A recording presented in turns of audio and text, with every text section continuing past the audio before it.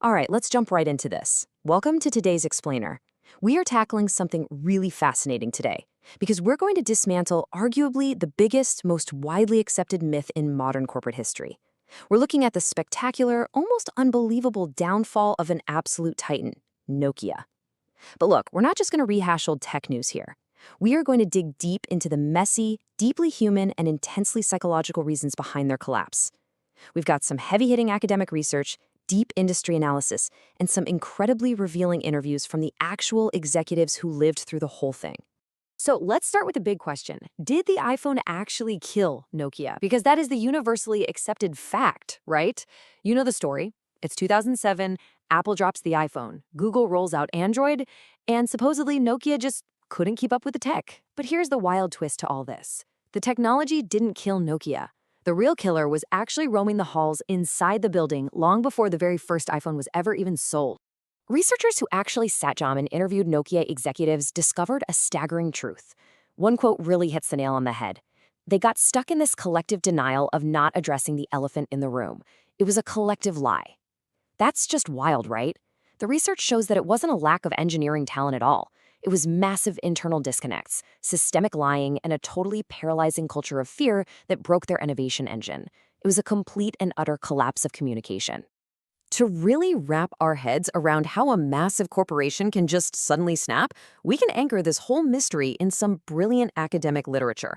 Specifically, Mayang Persotam's 2022 dissertation from the University of Johannesburg.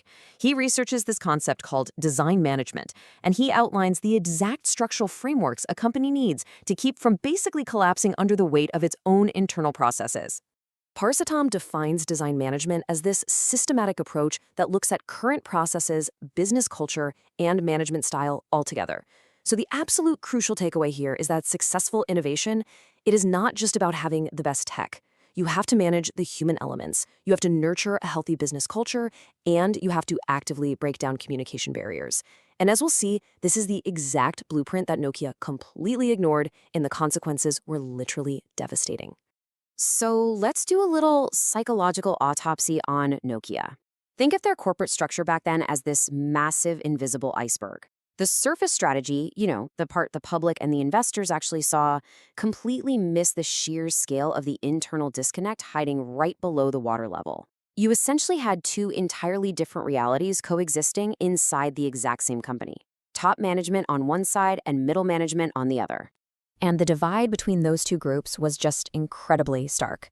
On the top, you had the executives sweating over these highly alarming McKinsey reports about the iPhone. They were entirely focused outward, existing in this state of quiet panic and silently pushing all that pressure down the chain. But middle management, they were living in a totally different world. They were pretty much disconnected from the actual market. They'd walk into a store, look at older, clunky competitor phones and think, hey, we're doing fine. They weren't afraid of the iPhone at all. They were terrified of their own bosses. And honestly, why wouldn't they be afraid? Nokia's leadership was treating the organization like a patient suffering from a lethal dose of toxic emotional capital. Messengers were just routinely shot.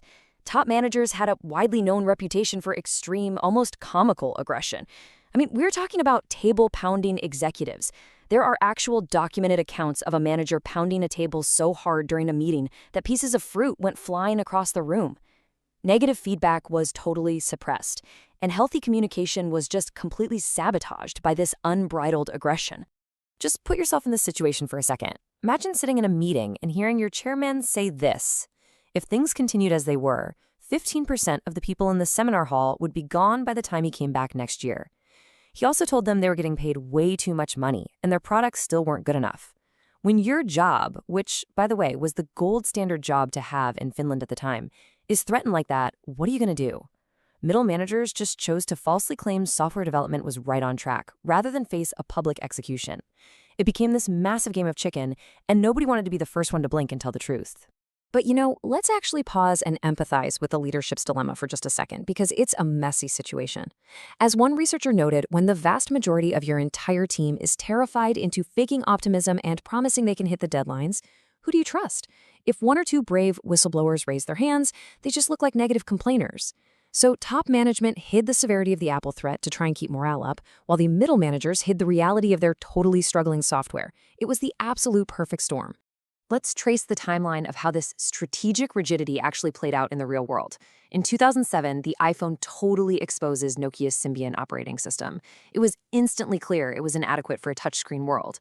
But instead of rallying together for a unified pivot, the next 2 years were just a mess. Symbian updates were rushed out the door and completely sabotaged by internal cost pressures.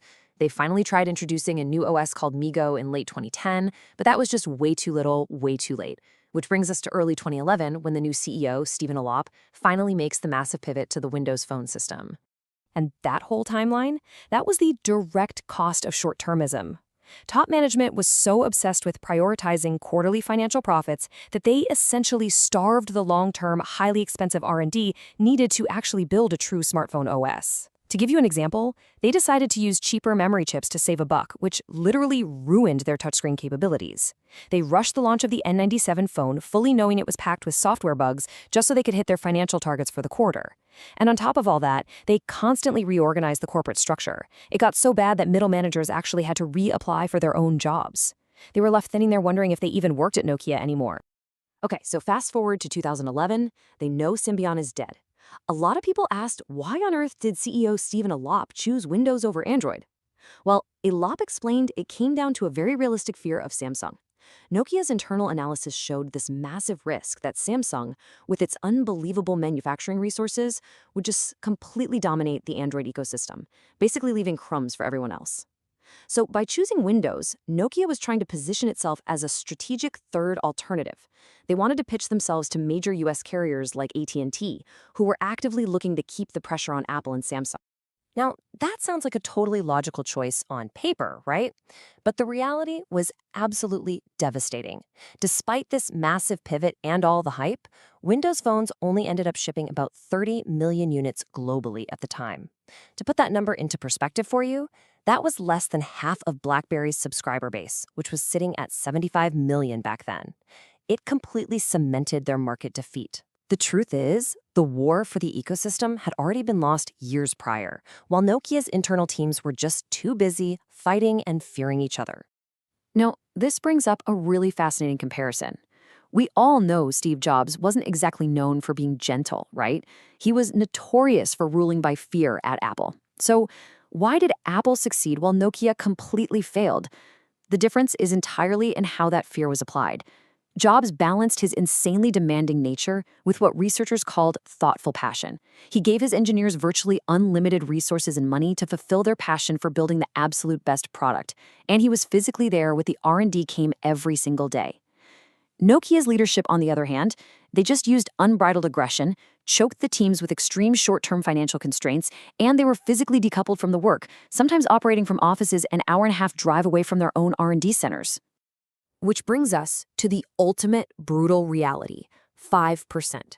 By 2013, the undisputed king of cell phones, a titan that literally once commanded 40% of the entire globe, a single company that accounted for a massive chunk of Finland's entire GDP, had plummeted to less than a measly 5% of the global smartphone market share. So what is the big takeaway from this explainer?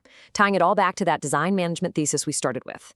If you don't actively manage your human culture, your technology is inevitably going to fail, period. Strategy requires deep emotional intelligence.